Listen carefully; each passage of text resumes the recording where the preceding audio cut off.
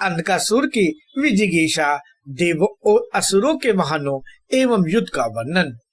नारद जी ने कहा, मुने, प्रहलाद सनातन राजधर्म को भली भांति जानते थे। ऐसी दशा में उन्होंने नेत्रहीन अंधक को राजगद्दी पर कैसे बिठाया? पुलस जी बोले, हिरण्याक्ष के जीवन काल में ही अंधक को पूर्ण दृष्टि प्राप्त हो गई थी। अतः दैत्यवर्य प्रहलाद ने उसे अपने पद पर अभिषेक किया था। नारद जी ने पूछा, सुवर्त, मुझे यह बताइए कि अंधक ने राज्य पर अभिषिक्त होने पर क्या क्या किया तथा वह देवताओं आदि के साथ कैसा व्यवहार करता था?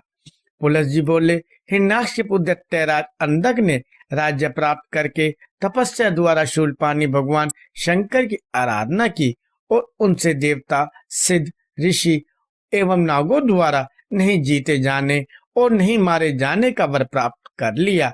इसी प्रकार वह अग्नि के द्वारा न जलने, जल से न भीगने आदि का भी वरदान प्राप्त कर राज्य का संचालन कर रहा था। उसने शुक्राचार्य को अपना पुरोहित बना लिया था। फिर अंधकासुर ने देवताओं को जीतने का उपक्रम आरंभ किया और उन्हें जीत कर संपूर्ण पृथ्वी को अपने वश में कर लिया। सभी श्रेष्ठ राजाओं को परास्त कर दिया। उसने सभी राजाओं को परास्त कर उन्हें सामंत बनाकर अपनी सहायता में नियुक्त कर दिया। फिर उनके द्वारा सुमेरुगिरी पर्वत को देखने के लिए उसके अद्भुत शिखर पर गया। इधर इंद्र भी देवसेना को तैयार कर और अमरावती में सुरक्षा की व्यवस्था कर अपने ऐरावत हाथी पर सवार होकर युद्ध के लिए बाहर निकले। इसी प्रकार दूसरे तेजस्वी लोकपाल गण भी अपने अपने वाहनों पर सवार होकर तथा अपने अस्त्र लेकर इंद्र के पीछे पीछे चल पड़े। हाथी, घोड़े, रथ आदि से युक्त देवसेना भी बड़े अद्भुत पराक्रमी इंद्र के साथ तेजी से निकल पड़ी। सेना के आगे आगे 12 आदित्य और उनके पृष्ठभाग में 11 रुद्रगण थे। उसके मध्य में 8 वसु, 13 ऋषिदेव, साध्य, अश्विनी कुमार, मरुदगण, यक्ष, विद्याधर आदि अपने अपने वाहनों पर सवार होकर चल रहे थे। नारद जी ने पूछा, धर्मज्ञ, रुद्र आदि के वाहनों का एक एक कर पूरी तरह वर्णन कीजिए। इस विषय में मुझे बड़ी उत्सुकता हो रही है। पुलस जी बोले, नारद जी, सुनिए, मैं एक एक करके क्रमशः सभी देवताओं के वाहनों का संक्षेप में वर्णन करता हूँ। रुद्र के करतल से उत्पन्न अति पराक्रम वाला, अति तीव्र गति वाला श्वेत वन का ऐरावत हाथी देवराज इंद्र का वाहन है। हे नारद, रुद्र के उरु से उत्पन्न भयंकर कृष्ण वन वाला एवं मन के सदृश गतिमान पौंड्रक नामक महेश धर्मराज का वाहन है। रुद्र के कनमल से उत्पन्न श्याम वन वाला दिव्य गतिशील जल्दी नामक शिशुमार सूस वरुण का वाहन है। अंबिका के चरणों से उत्पन्न गाड़ी के चक्कर के समान भयंकर आंख वाला पर्वतकार नरोत्तम कुबेर का वाहन है। हे महामुने, एकादश रुद्र के वाहन महाप्रकमशाली गंधर्वगण, भयंकर सर्पराजगण तथा सुरभि के अंश उत्पन्न तीव्र गति वाले सफेद बैल हैं। मुनीश्वर चंद्रमा के रथ को खींचने वाले आधे 1500 हंस हैं। आदित्यों के रथ के वाहन घोड़े हैं।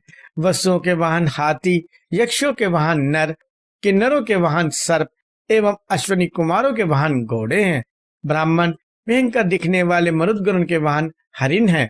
भृगुओं के वाहन शुक हैं और गंधर्व लोग पैदल ही चलते हैं। इस प्रकार बड़े तेजस्वी श्रेष्ठ देवगण अपने अपने वाहनों पर आरूढ़ एवं सनद तैयार होकर प्रसन्नता पूर्वक युद्ध के लिए निकल पड़े। नारद जी ने कहा, मुने, आपने देवादिकों के वाहन का वर्णन किया, इसी प्रकार अब असुरों के वाहन का भी यथावत वर्णन करें। पुलस जी बोले, द्विजोत्तम, अब दानवों के वाहन को सुनो। मैं तत्ता उनका ठीक ठीक वर्णन करता हूँ। अंधक का अलौकिक रथ कृष्ण वन के श्रेष्ठ अश्वों से परिचालित होता था। वह 1000 अरो पहियों की नाभि और नेमी के बीच की लकड़ियों से युक्त 1200 हाथों का परिमाण वाला था। प्रहलाद का दिव्य रथ सुंदर एवं सुवर्ण रजत मंडित था। उसमें चंद्रवन वाले 8 उत्तम घोड़े जुते हुए थे। विरोचन का वाहन हाथी था एवं कुंजब घोड़े पे सवार था। जम का दिव्य रथ स्वर्ण वन के घोड़ों से युक्त था। इसी प्रकार शंकुकन का वाहन घोड़ा है, ग्रीव का हाथी और मैं दानव का वाहन दिव्य रथ था। दुंदुभी का वाहन विशाल नाग था। शंबर विमान पर चढ़ा हुआ था तथा अयशंकु सिंह पर सवार था। गदा और मुसलधारी बलवान बल और वृत्त पैदल थे, पर देवताओं की सेना पर चढ़ाई करने के लिए उदित थे। फिर अति भयंकर घमासान युद्ध आरंभ हो गया। नारद जी समस्त लोग पीली धूल से ढक गया, जिससे पिता पुत्र को और पुत्र पिता को भी परस्पर एक दूसरे को पहचान नहीं पाते थे। सुवत कुछ लोग अपने ही पक्ष के लोगों को तथा कुछ लोग विरोधी पक्ष के लोगों को मारने लगे। उस युद्ध में रथ के ऊपर रथ और हाथी के ऊपर हाथी टूट पड़े तथा घुड़सवार घुड़सवारों की ओर वेद से आक्रमण करने लगे। इसी प्रकार पादचारी पैदल सैनिक क्रुद्ध होकर अन्य बलशाली पैदलों पर चढ़ बैठे। इस प्रकार एक दूसरे को जीतने की इच्छा से सभी परस्पर प्रहार करने लगे। मुने उसके बाद देवता और असुरों के उस घोर संग्राम में युद्ध से उत्पन्न धूलिका को शांत करती हुई रक्त रूपी जलधाराएं एवं रथ रूपी भंवर वाली और योद्धाओं के समूह को भा ले जाने वाली एवं गज कुंभ रूपी महान कुर्म और शर रूपी मीन से युक्त बड़ी भारी नदी बह चली। उस नदी में तेज धार वाले प्रास एक प्रकार का अस्थि मकर थे। बड़ी बड़ी तलवारें ही ग्रह थी। उसमें आते ही शैवाल पताका ही फेन गृद एवं कंक पक्षी महाशंख बाजी चक्रवाक और जंगली कोई मानो कल हंस थे। वह नदी श्रृंगार रूपी हिंसक एवं पिशाच रूपी मुनियों से संकीर्ण थी और साधारण मनुष्य से दुस्तर थी। जय रूप धन की इच्छा वाले शूर योद्धा लोग घुटनों तक डूबते और एक दूसरे को मारते हुए रथ रूपी नौकाओं द्वारा उस नदी को वेग से पार कर रहे थे। वह युद्ध डरपोकों के लिए भयावना, देवों और दैत्यों का सहार करने वाला तथा वस्तुतः अत्यंत भयंकर था। उसमें यश और राक्षस लोग अत्यंत आनंदित हो रहे थे। पिशाचों का समूह भी प्रसन्न था। वे वीरों के गाड़े रुधिर का पान करते थे तथा उनके शवों का आलिंगन कर मांस का भक्षण करते थे।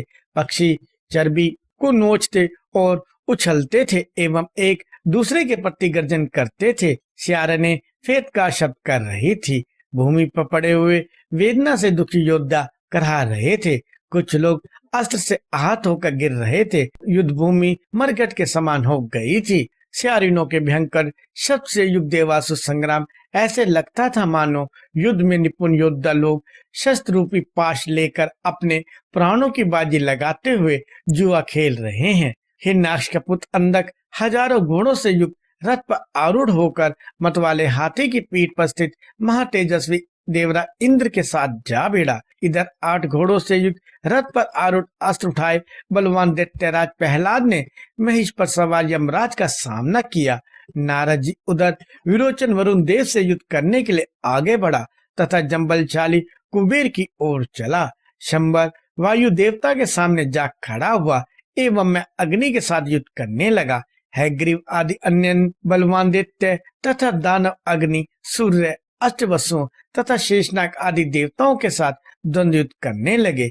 वे एक दूसरे के साथ युद्ध करते हुए भीषण गर्जना कर रहे थे। वे वेगपूर्ण धनुष चढ़ा करके हजारों बाणों की झड़ी लगाकर कहने लगे, अरे आओ आओ, रुक क्यों गए।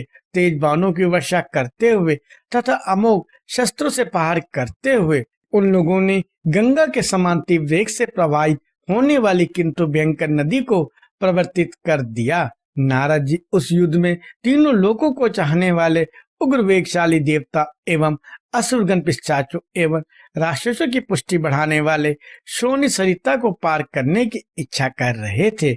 उस समय देवता और दानों के बाजे बज रहे थे।